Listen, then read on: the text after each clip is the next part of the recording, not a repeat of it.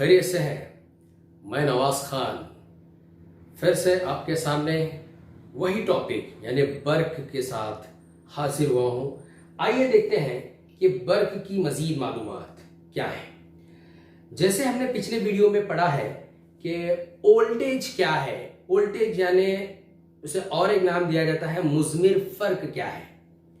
मुज़मिर फर्क वो काम है जो चार्जेस को बहाने के लिए मदद करता है, यानी वो पोटेंशियल डिफरेंस है जिससे चार्जेस फ्लो होना शुरू करते हैं। हमने देखा कि दो नुकात के दरमियान पोटेंशियल डिफरेंस यानी मुज़मिर फर्क किस तरह से मालूम किया जाता है। वो है वो काम जो अकाई चार्जेस को एक नुक्ते से दूसरे नुक्ते तक या एक मुकाम से दूसरे मुकाम तक ले जाने के लिए लगता है या होता है, उसी को हम क्या कहते हैं, दो नुकात के दरमियान मुज़मिर फर्क कहते हैं या वोल्टेज कहते हैं। वोल्टेज को और एक आसान जबान में देखिए, यहां पर इलेक्ट्रॉन्स को एक कुव्वत फराहम हो रही है, एक काम हो रहा है, तो वो कुव्वत को हम एक नाम दे सकते हैं, इलेक्ट्रोमोटिव फोर्स भी कह सकते हैं, या इसको हम कहते हैं कुव्वत मुहर्रिका बर्क भी कहते हैं उर्दू में। तो एक कुव्वत मुहर्रिका बर्क है या इसको हम वोल्टेज कहते हैं। ठीक है, आइए देखते हैं हमारे सामने मुज़मिर फर्क की एक मसावात है। V यानी वोल्टेज मुज़मिर फर्क इज इक्वल टू W/Q, जिसको हम जाहिर करते हैं। ठीक है, और आप जानते हैं कि W की इकाई यानी वर्क यानी काम की जो इकाई है वो जूल है। इसी तरह से चार्जेस की इकाई क्या है, कूलम है। ठीक है, कूलम है। और वोल्ट या वोल्टेज की जो इकाई है वो है वोल्ट है। वोल्टेज यानी मुज़मिर फर्क की जो इकाई है, पोटेंशियल डिफरेंस की जो इकाई है वो है वोल्ट है। ठीक है, तो इसको हम इस इक्वेशन को इस तरह से भी लिखेंगे, एक वोल्ट यानी वोल्टेज। ठीक है, तो उसकी इकाई लिख रहे हैं एक वोल्ट काम से मुराद या एक वोल्ट से मुराद एक जूल का काम, एक जूल का काम जो एक कूलम मोर्चों या चार्जेस के बहाव में लगता है। ठीक है, एक जूल डिवाइडेड बाय 1 कूलम। ठीक है, इसको इस तरह से लिखते हैं, एक वोल्ट बराबर है एक जूल फी कूलम, यानी एक जूल तवानाई या काम फी कूलम मोर्चों के लिए या चार्जेस के लिए। ठीक है, तो ये हो गया मुज़मिर फर्क। मुज़मिर फर्क को अताली माहिर तबैया एजेंड्रो ओल्टा के नाम पर वोल्टेज दिया गया है। एक माहिर तबैया थे एजेंड्रो ओल्टा जिसका नाम था, उनके नाम पर क्या है, वोल्टेज का नाम दिया गया है। मुज़मिर फर्क की जो पैमाइश की जाती है, जिस तरह से बर्की रो की जो पैमाइश की जाती है वो एमीटर के आले या डिवाइस में की जाती है। हमने इससे पहले बहस किया है कि बर्की रो की जो पैमाइश होती है वो एमीटर में होती है। उसी तरह से वोल्टेज को किस पैमाने में नापते हैं, वोल्टेज को वोल्टमीटर एक आला है उसमें उसकी पैमाइश की जाती है। मुज़मिर फर्क या वोल्टेज की जो पैमाइश होती है वो वोल्टमीटर में होती है। आइए वोल्टेज को समझने के लिए एक मिसाल देखें कि वोल्टेज किस तरह से मालूम किया जाता है। और सबसे आसान तरीका, इससे पहले हमने बहस किया है कि वोल्टेज पैदा करने के लिए हम सेल्स का इस्तेमाल करते हैं या हम बैटरीज जिसको कहते हैं। ठीक है, बैटरीज से वोल्टेज, अगर वोल्टेज मुज़मिर फर्क ज्यादा होगा तो करंट ज्यादा बहेगा, मुज़मिर फर्क कम होगा तो करंट क्या है, कम बहना शुरू करेगा। ये दोनों का इन्हिसार एक दूसरे पर होता है। आइए देखते हैं एक मिसाल। यहां पर एक मिसाल है, 2 कूलम चार्ज को, देखिए गौर कीजिए मिसाल में क्या दिया गया है और क्या पूछ रहा है, यह बात पर गौर करना जरूरी है। 2 कूलम चार्जेस को 12 वोल्ट मुजमिर फर्क वाले दो नुक्तों के आर पार कराने में कितना वक्त काम किया जाएगा। दोबारा पढ़ता हूं, गौर कीजिए। 2 कूलम चार्जेस को 12 वोल्ट मुजमिर फर्क वाले दो नुक्तों के आर पार कराने में कितना काम किया जाएगा। तो यहां पर सवाल है, सबसे पहले देखेंगे कि क्या क्या दिया गया है। 2 कूलम चार्ज, तो हमें क्या दिया गया है, Q is equal to 2 coulomb charge दिया गया है यहां पर, ठीक है। को 12 वोल्ट मुजमिर फर्क, यानी हमें क्या दिया गया है, वोल्टेज दिया गया है, यानी मुजमिर फर्क ऑलरेडी दे चुका है। कितना वोल्ट, 12 वोल्ट वाले दो नुक्तों के दरमियान आर पार कराने के लिए किया जाने वाला कितना काम किया जाएगा, यानी हमें पता लगाना है कितना काम हो रहा है। Work, what is work, how much work done, ठीक है। तो W is equal to question mark. आइए हम लेते हैं यही जाबिता, V is equal to W by Q। तीनों यहां पर उमूर शामिल है, Q भी है, V भी है, W भी है, ठीक है। तो W पता लगाना है, तो W is equal to Q को क्रॉस मल्टीप्लाई कीजिए, V इंटू Q, या VQ भी लिख सकते हैं, ठीक है। तो इनके वैल्यूज हैं, कितना है, V कितना है 12 वोल्ट, जरब Q है 2 कूलम, तो मुकम्मिल हो गया है 24। ये क्या है, वर्क। 24 क्या होगा, वर्क की इकाई क्या है, वर्क की जो इकाई है, काम की जो इकाई है वो जूल है, तो हम लिखेंगे जूल। तो हमें पता लगता है कि 2 कूलम चार्जेस को 12 वोल्ट मुजमिर फर्क वाले दो नुकात के दरमियान आर पार कराने के लिए 24 जूल का वर्क होना जरूरी है। तो ये थी एक मिसाल जिससे हम पता लगा सकते हैं मुजमिर फर्क, या उसमें होने वाला काम, या उसमें बहने वाले चार्जेस का, ठीक है। Have a glance on this. हम आगे बढ़ेंगे एक नए कॉन्सेप्ट पे। Have a glance.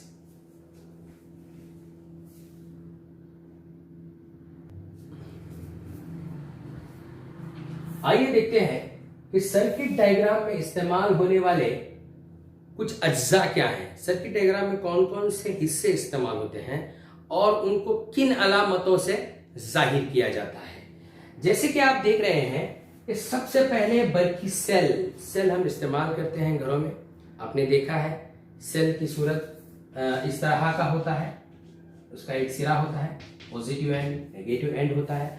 उस सेल को हम अगर सर्किट डायग्राम में बताना चाहते हैं तो किस सूरत में बताएंगे। देखिए यहां पर एक है इस तरह से, इसमें से एक बड़ी कड़ी होती है या बड़ी लकीर होती है जो मुस्बत को जाहिर करती है, पॉजिटिव एंड को जाहिर करती है, और जो छोटी कड़ी है वो नेगेटिव एंड यानी मनफी हिस्से को जाहिर करती है।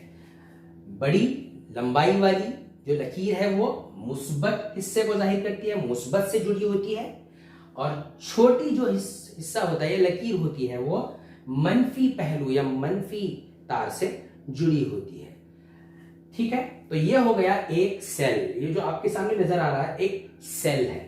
अगर हम कई सेल को जोड़ेंगे, मैंने बताया है अगर कई सेल तरतीबवार जोड़ेंगे तो वो कहलाता है बैटरी। तो आइए देखते हैं कि बैटरी की सूरत कैसी होती है, अलामत कैसी होती है। तो यहां पर आप देख सकते हैं ये है एक सेल, जिस तरह से मैंने ऊपर बताया है, एक बड़ी कड़ी होती है और एक छोटी कड़ी होती है। इससे और एक सेल जोड़ दिया गया है, बड़ी और छोटी कड़ी, ठीक है। ये एक हिस्सा हो गया, ये एक हिस्सा हो गया, और एक हिस्सा है, देखिए यहां पर एक बड़ी कड़ी है और एक छोटी कड़ी है।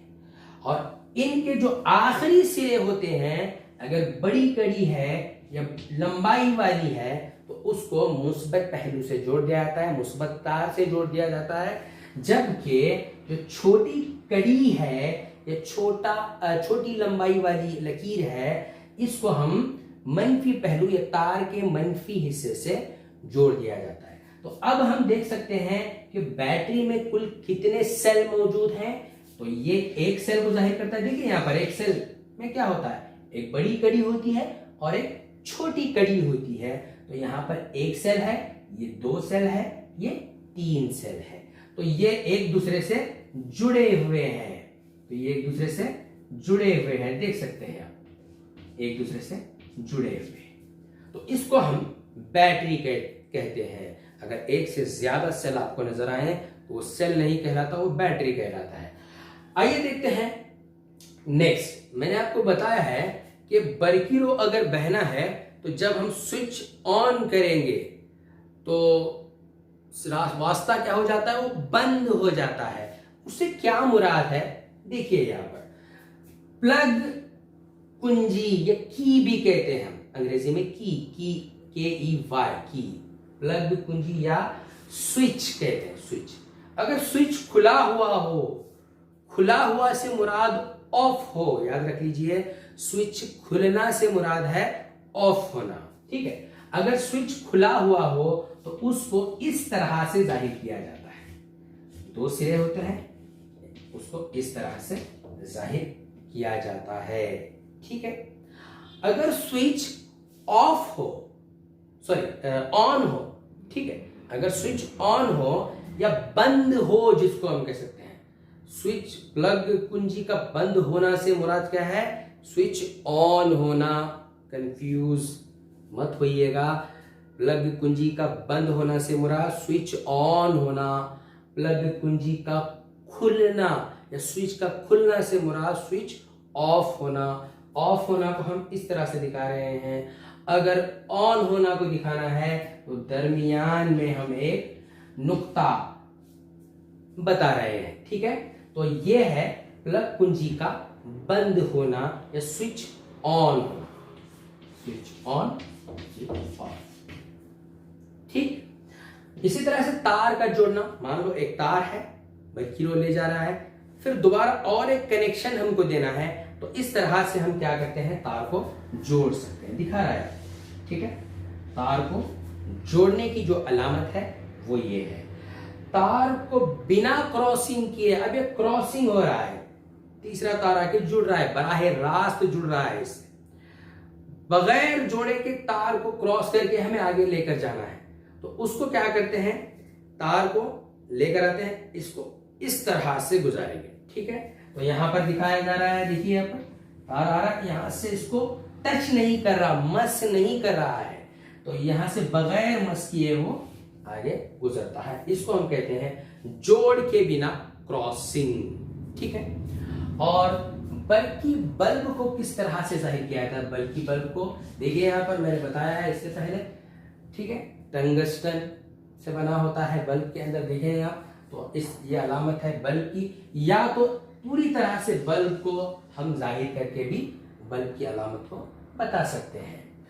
आर जो है वो मज़ाहमत का मज़ाहमा है, resistance of a, resistivity of a resistance, जिसको हम कहते हैं resistivity of a resistance. Or मज़ाहमत, मज़ाहमत क्या है, कैसे पैदा होता है, वो आगे देखेंगे। फिलहाल आपको इसकी अलामत से आरास्ता होना है। तो देख लीजिए, ये मज़ाहमत को जाहिर करता है, जिसको हम आर रेजिस्टेंस कहते हैं, ठीक है। मुतगय्यर मज़ाहमत में जो फर्क आता है उसको जाहिर करने के लिए इस तरह से, और एक तीर का निशान होता है, या इस तरह से ऊपर से एक तीर का निशान जो इंटरफियर कर रहा है, मुदाखलत कर रहा है, इसको। और एमीटर कैसा आला है, एमीटर ऐसा आला है जो बरकीरों की पैमाइश करता है, ठीक है। बरकीरों की पैमाइश करने वाला आला एमीटर है, उसको जाहिर किया जाता है। इससे पहले भी मैं बता चुका हूं कि एक दायरा बनाइए, उसके अंदर ए लिख देंगे, तो वो क्या हो गया, एमीटर। और इसके भी 2 कुतुब होते हैं, मुस्बत और मनफी, पॉजिटिव एंड नेगेटिव एंड, ठीक है। इसी तरह से ओल्ट मीटर, ओल्ट मीटर क्या है, ओल्ट मीटर एक ऐसा आला है जो वोल्टेज यानी मुजमिर फर्क की पैमाइश करता है। उसको जाहिर करते हैं एक दायरा, उसमें V लिख देंगे और इसके दो किनारे मुस्बत और मनफी से जाहिर किया जाता है। तो ये थी सर्किट डायग्राम में आने वाली अलामतें। उसके अज्जा कौन से हैं?